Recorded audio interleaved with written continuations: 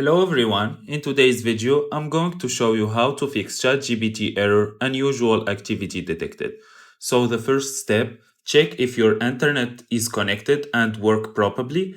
If yes, try to switch it to mobile data if you are using Wi-Fi, and if you are using mobile data, try to switch it to Wi-Fi. After that, go to your App Store or Google Play Store and check if ChatGPT is already having the latest update.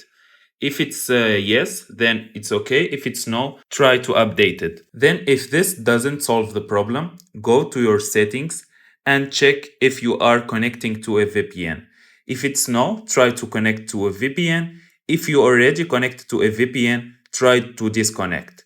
Next, go back to your settings, scroll down until you find apps and search for ChatGPT. Make sure to enable all the permissions. Then go back to General and go to iPhone storage. Then scroll down until you find ChatGPT. Then click on it and click on Offload App. Then click on Reinstall App. This should solve the problem.